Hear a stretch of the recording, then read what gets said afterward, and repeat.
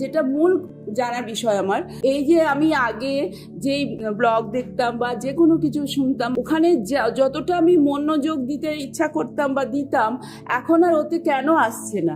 এটা দুঃখের কারণ নয়, আমি শুধু জাস্ট জানতে চাইছি যে এই পরিবর্তনটা যে হচ্ছে এটা কেন। দেখুন, প্রথম বিষয় সেটা হলো, যেটা আপনি বলছেন যে আপনার সার্চ করতে করতে আপনি এখানে এসেছেন, ঠিক? আমি ওনাকেও সকালবেলা এই কথা বলছিলাম যে সৎসঙ্গে বা কোনো আত্মজ্ঞের সঙ্গেও সেই নিজেকে ট্রান্সফর্ম করতে পারে যার নিজের মধ্যে কোনো সার আছে। যেমন মা সারদা বলেছিলেন, মলয়ের হাওয়া বইলে সব গাছই চন্দন হয়ে যায়, তবে কলা গাছ আর বাঁশ কেন হয় না? সেগুলো বলছে এগুলো হয় না কারণ চন্দন হলে চন্দন তো ঘষবে।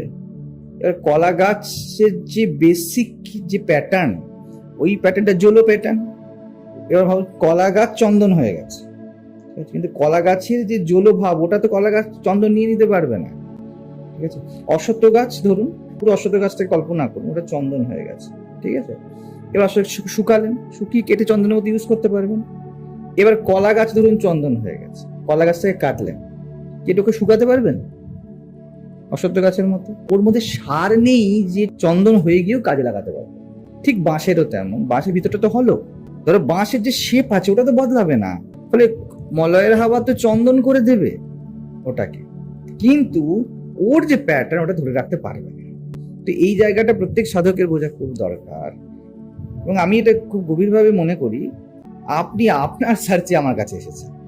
আমি সেই আমাদের ব্রহ্মচারীদেরকেও বলি, আপনি আপনার সার্চের একটা পার্ট। আমি গুরু এবার পরব্রহ্ম, ঠিক আছে, কিন্তু পরব্রহ্মকেও তো আমি অ্যাক্সেস করছি। এইবারে আপনি যে দিনটাই যাচ্ছেন, প্রথম কথা বলবো, এটা একটা, আপনি যে চেঞ্জের কথা বলছেন, আমি যাকে নিয়ে কনসার্ন তা আনচেঞ্জেবল, তার মধ্যে কোনো পরিবর্তন হবে না, তার মধ্যে কোনো যাতায়াত হবে না, ঠিক আছে? আপনি সব পরিবর্তন মনের হয়, মনের উপর।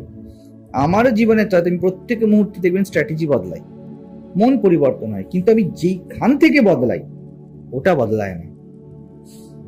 এক সত্তা দাঁড়িয়ে আছে যে পরিস্থিতিকে অ্যাপ্রোপ্রিয়েটলি অ্যাড্রেস করছে। যখন এইটা আপনার কাছে স্থির হয়ে যাবে, জানবেন you are in your destiny.